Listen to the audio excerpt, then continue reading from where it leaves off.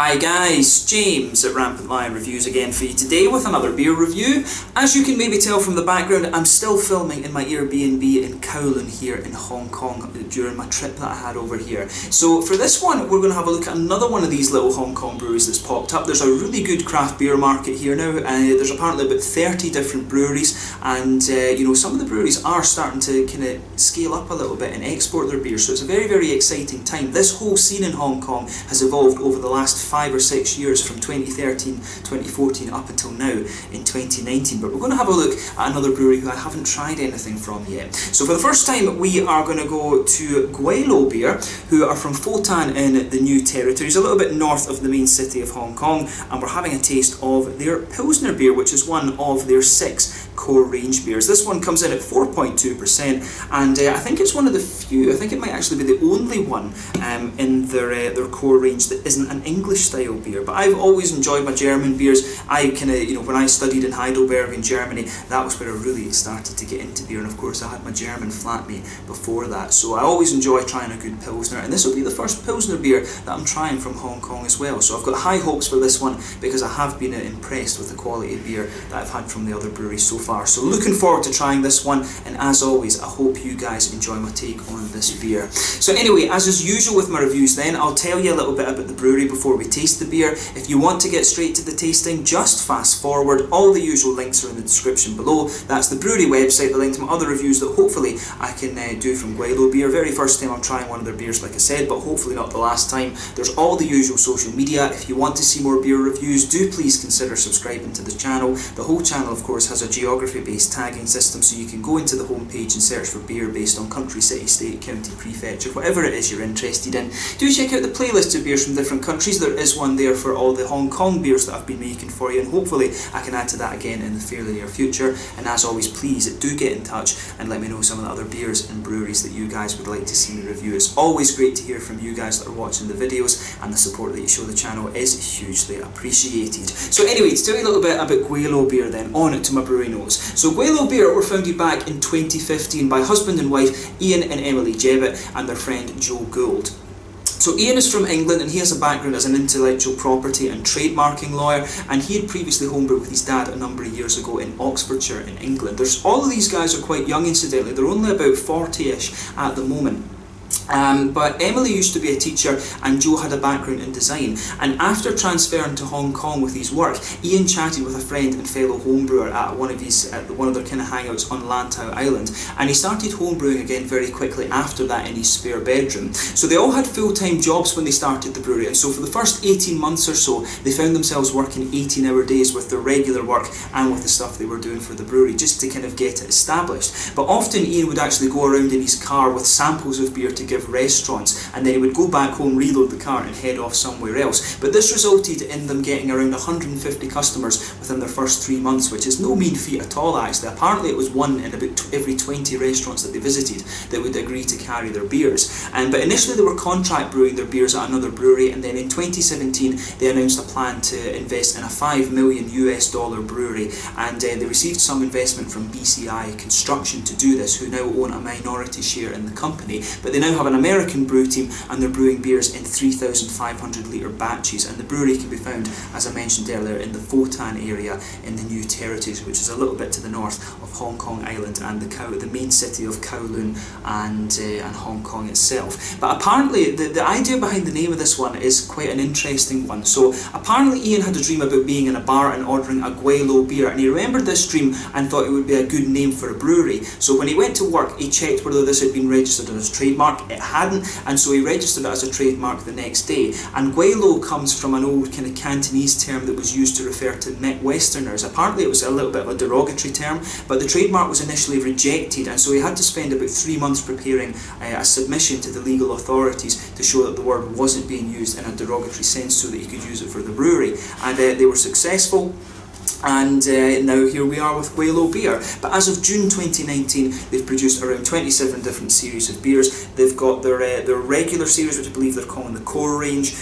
They've got their limited edition batches, and they've also got the various collaborations that they do as well. But like I said, as of June 2019, when I'm filming this review for you, they've produced around 27 different types of beers, according to Untappd. But yeah, that's all you really need to know about the brewery for the moment. If you want to learn a little bit more, of course, you can check out the brewery website in the description below. And of course you can follow them on Facebook. Like many of the brewers that started up in Hong Kong, the motivation that these guys had was that basically they couldn't actually find craft beers in Hong Kong when they moved over here. So yeah, like I say, exciting times here, and hopefully I can get back at some point and see how the craft beer scene evolves within the next couple of years. But yeah, let's go on and actually have a taste of this beer then. I'll just let you have a little look at the artwork of this one before you open it up. So there you can see, nicely presented this, you know, quite simple, quite minimalist and classy, I guess you could say. It says on the side here, Gwei Lo is a Cantonese term meaning ghost chap, Cantonese slang term used to describe barbarian hedonistic invaders of Canton in the 16th century.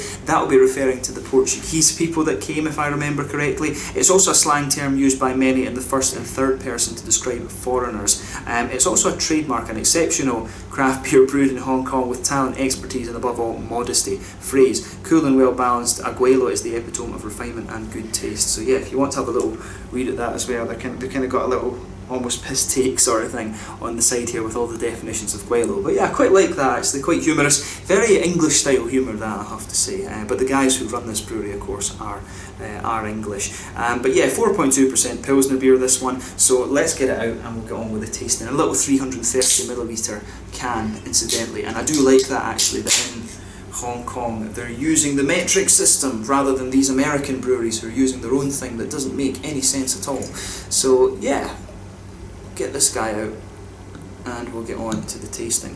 One of the things I've noticed about this Xiangmin glass that I've got, this is a half-litre glass, so these beers, actually it's the right type of glass, but these beers look as if they're just not filling the glass properly. And as I said before in the other videos, Xiangmin, very good craft brewery. Hopefully the next time I make it to Hong Kong, these guys are bottling some of their beers and I can review some of them for you. But yeah, as you can see, and as you would expect from a Pilsner beer, this one's poured a lovely, bright, golden straw colour. There's a solid finger of a frothy white head on this one. One or two big bubbles sticking towards the side of the glass, and a few little ones just heading up towards the bottom of that head there. But you know, overall, it does look pretty nice, pretty much what you'd expect from a Pilsner, and it's nice and crystal clear as well. So I think they've filtered this one out a good little bit before they've put it out there. But yeah, nice looking beer this one, nothing overly surprising about it in terms of its appearance. So let's take a closer look at that aroma then and just see how we get on. Yeah, that's nice. It's quite it does smell kind of like a typically sort of Asian lager, to be honest with you. It's got quite a sweet malt base in there. You can smell some of that kind of Pilsner malt in there, that quite crisp Pilsner malt. You can also pick up, you know, that sort of white bready almost. It's not quite wheaty. You definitely get a little bit of that kind of pale malty, white bready quality underneath this beer. The Pilsner malt just makes it almost come across as being a little bit kind of astringent. But there's a good little bit of sweetness to this one. It does have a good little bit of a biscuity sweetness. It reminds me of McVitie's Digestives, actually, the aroma that comes out of this beer. But it does smell like a kind of typically quite sweet Asian lager, to be honest with you. I don't think they'll have used, since they're doing an authentic German Pilsner, there won't be rice or anything like that in this one. But it does actually have a good degree of the sweetness that you would normally expect from some of the Asian lagers and stuff. So that's kind of an interesting point to make about this beer. You can see the head's just faded away very quickly on this one too, so that's kind of an interesting point too, because the Germans wouldn't like that.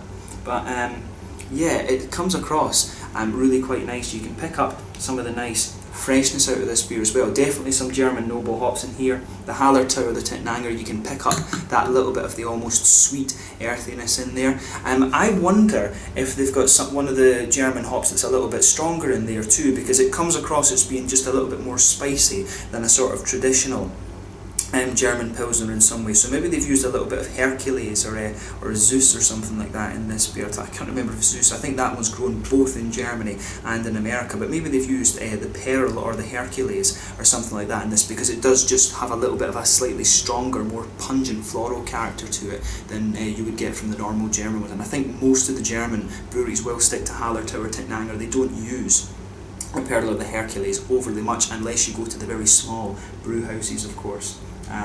But yeah, it comes across really nicely. Good little bit of a grassy citrus to it as well. Yeah, nice little bit. It's kind of everything you'd expect from the style, but I do find it a little bit sweeter in terms of its malt base. Nothing wrong with that. And obviously, when you're doing styles like this for the Asian market, of course, and you do notice this when you're reviewing beers from all over the place, you will start to notice little trends and things with these too. But overall, it smells like a really nice, quite fresh and crisp Pilsner beer, this one. So I'm very curious to have a taste now and see how it turns out. So let's just do that then. So this one is the Pilsner beer, part of the 6-beer core range that these guys have from Gwei Lo and Fotan in the New Territories here in Hong Kong. Thank you to the guys at HK Brewcraft for the recommendation for this beer. So let's have a taste of it and see how we get on. Slàinte, skål.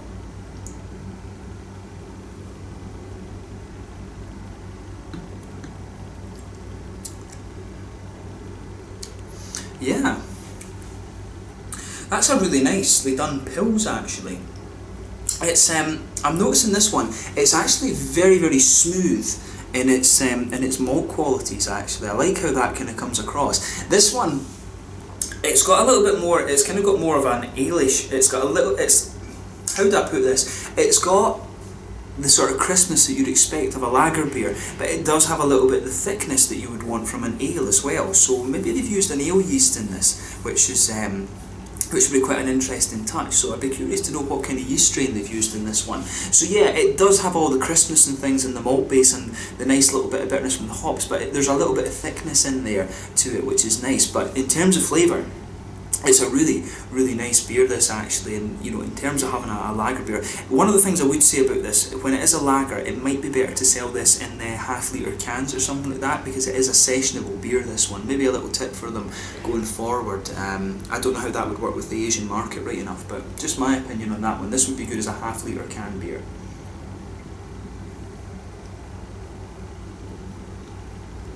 But yeah, I like how this goes together. So let's try and just break down the flavour of this one. What I'll say about it straight away is that it's not doing anything sort of, you know, it's not doing anything unusual with the style. It's just a really pretty bloody well crafted Pilsner beer, and that's exactly what you want.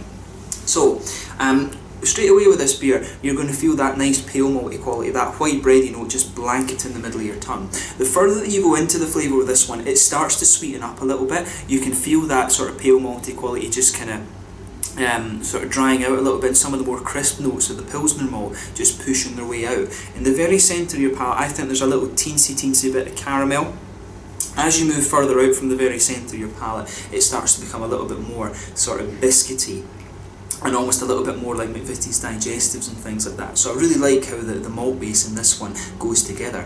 The yeast, I think, is playing a little bit of a role in this one, because the sort of breadiness, that little bit of breadiness that you get out of this beer is thicker than you normally expect from the style, but it works really nicely with the other flavours that are in there. In fact, it makes the beer just be a little bit more sweet, and in my experience, that does tend to be a thing with Pilsner and lager beers. In Asia, they do tend to just be that little bit sweeter, and I've reviewed a hell of a lot of Japanese craft beers because my girlfriend is Japanese, and it does seem to be a thing that over in Asia, you have to have a good bit of sweetness in your malt base. They really like their beers to be well balanced in that way, so I can see exactly why they would have done this with that one. But yeah, it's got a really nice typical Pilsner flavour to it, but it's just a little bit more, it definitely has a little bit of an ale quality to it, as well as that typical lager note, but it goes together really nicely.